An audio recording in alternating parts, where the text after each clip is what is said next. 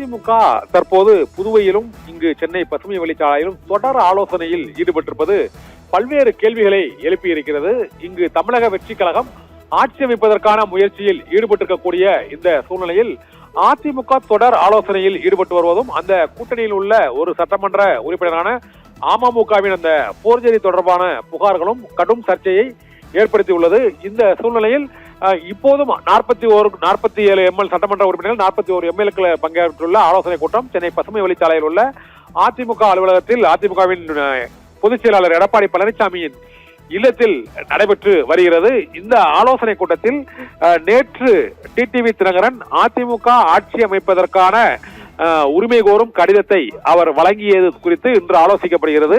அத்தகைய ஒரு சூழ்நிலை ஏற்படுவதற்கு வாய்ப்பு இருக்கிறதா என்று கேள்வி எழுந்திருக்கிறது. ஏனென்றால் அதிமுக ஆட்சி அமைக்க வேண்டும் என்றால் அதற்கு திமுக ஆதரவு தெரிவிக்க வேண்டும். அத்தகைய பேச்சுவார்த்தை நடந்ததா, நடைபெற்றதா, நடைபெறுமா, அதுக்கு சாத்தியக்கூறுகள் இருக்கிறதா என்பதற்கு அதிகாரபூர்வமான எந்த விதமான தகவலும் இல்லை. ஆனால் மார்க்சிஸ்ட் கம்யூனிஸ்ட் கட்சியின் தேசிய பொதுச் செயலாளர் பேபி அளித்த தகவலின்படி அதிமுக கூட்டணி அரசு அமைவதற்கான முயற்சியில் திமுக தலைவர் ஈடுபட்டு வருகிறார் என்று அவர் நேற்று அளித்த ஒரு பேட்டியில் தெரிவித்தது பெரும் சர்ச்சையை ஏற்படுத்தியது. நேற்று மாலை மார்க்சிஸ்ட் கம்யூனிஸ்ட் கட்சியும் இந்திய கம்யூனிஸ்ட் கட்சியும் அங்கு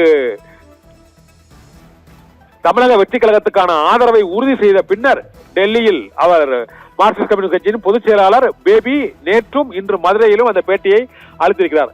இதனால் ஒருவேளை அதிமுக தலைமையில் ஒரு ஆட்சி நடைபெறுவதற்கான வாய்ப்பு இருக்கிறதா?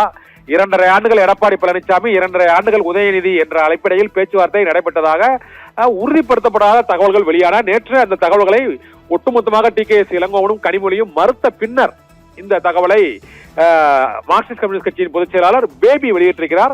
நாங்கள் மதவாத சக்திகளின் முயற்சிக்கு ஆதரவு அளிக்கக்கூடாது என்பதால் தான் திமுக கூட்டணியிலிருந்து விலகினோம் என்று பேபி தாவேகாவுக்கு ஆதரவு அளித்த பின்னர் அந்த பேட்டியை அளித்ததும் ஒரு சர்ச்சைக்குரிய பொருளாகி இருக்கிறது.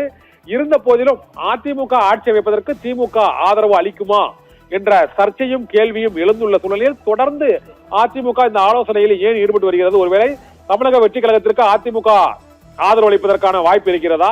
அவ்வாறு ஆதரவு அளித்தால் அதை தமிழக வெற்றி கழகம் ஏற்றுக்கொள்ளுமா? ஒருவேளை தமிழக வெற்றி கழகம் அதிமுகவுடன் பேச்சுவார்த்தை நடத்தியதா? அவ்வாறு பேச்சுவார்த்தை நடத்தியதாக லீமா ரோஸ் என்ற அதிமுக சட்டமன்ற உறுப்பினர் அந்த கருத்தை தெரிவித்திருந்தார். அதற்கு பின்னர் அதிமுக தரப்பில் எந்த விதமான அதிகாரப்பூர்வ கருத்தும் தமிழக வெற்றி கழகத்திற்கு ஆதரவு அளிப்பது தொடர்பாக பேசவில்லை. ஆனால் CV சண்முகம், வேலுமணி மற்றும் விஜயபாஸ்கர் உள்ளிட்டோர் தமிழக வெற்றி கழகத்திற்கு அந்த ஆதரவு அளிப்பது தொடர்பான அந்த கருத்தை அவர்கள் எடப்பாடி பழனிசாமியிடம் தெரிவித்திருப்பதாகவும், ஆனால் அந்த கருத்தை ஏற்றுக்கொள்ளவில்லை என்றுமே தகவல் வெளியானது.